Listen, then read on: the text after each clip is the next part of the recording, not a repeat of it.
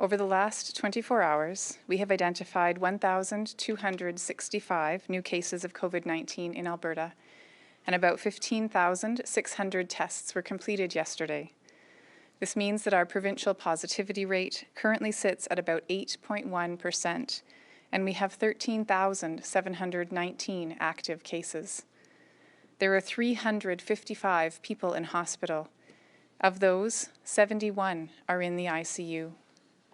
Sadly, we have now reached 500 deaths from COVID-19 in this province. This is a tragic milestone.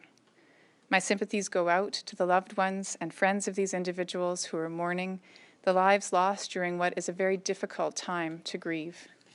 But we must do all we can to protect the patients in all of our care, which is why Alberta Health Services has been taking and continues to take steps to increase capacity in the system. In the coming weeks, they plan to make available more than 2,000 acute care beds and up to 400 ICU beds to be allocated for patients with COVID-19 across the province if they are needed. In some cases, these will be new beds. In other cases, these beds are existing hospital spaces that will be made available as patients are moved into continuing care beds in the community. To make this space available, AHS will be taking a variety of steps. This includes transferring patients out of acute care to continuing care wherever possible and safe, moving patients to available beds that are open in other parts of the province, repurposing other clinical areas to provide ICU care, and if needed, reducing additional non-urgent surgeries. These steps are being taken to make sure that there is sufficient capacity to meet the growing healthcare need.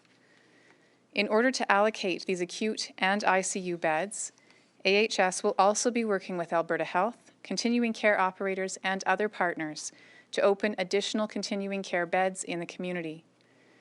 AHS will provide more specific information on changes as they are implemented in the days ahead.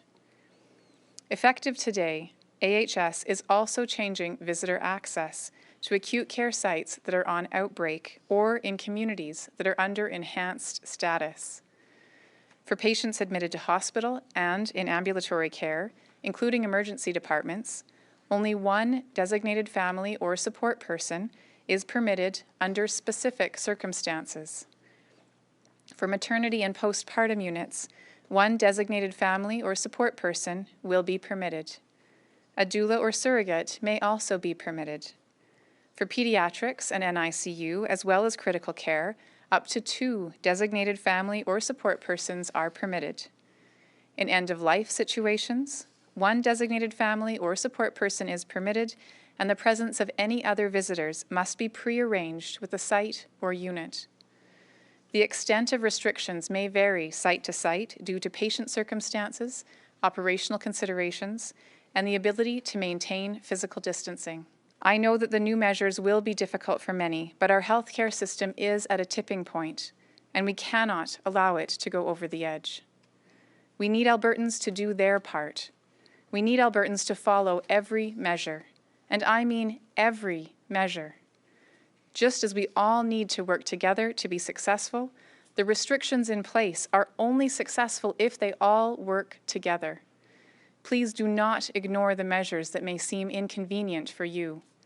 Picking and choosing which measures we want to follow or find easiest will not help us slow the spread of COVID-19 cases. I know that after months of public health measures, we continue to crave more social contact. This makes gathering restrictions even more challenging for many.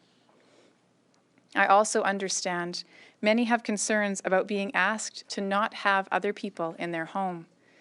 But now more than ever, only those who live with you should be in your home. Evidence from what we've seen in the spread that we've had over the past 8 months, and to make sure that we're, again, communicating to the public the importance of those basic measures.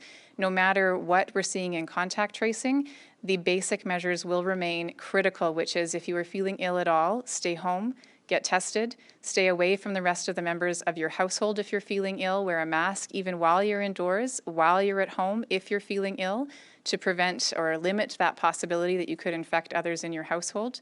Make sure that you're staying distance from others when you're out, wearing a mask when in indoor public spaces where you're around others outside your household, and making sure, again, regular hand hygiene, keeping hands away from your face. All of those basic measures remain true, whether or not the epidemiology about the locations of spread is available. We do know those basics, and those basics never change. But the measures announced yesterday will only work if they are applied as broadly as possible. As I said, I know that these measures will be difficult for many, and I know that there is a lot of debate around whether they go too far or not far enough.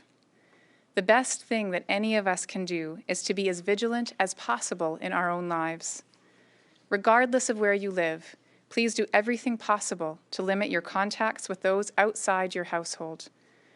The challenge of COVID is that none of us can bear all of these burdens alone, and yet the usual ways that we have used all our lives to support each other, like gatherings, giving hugs, or going out for coffee with a group of friends, are exactly the kinds of activities that can spread COVID quickly.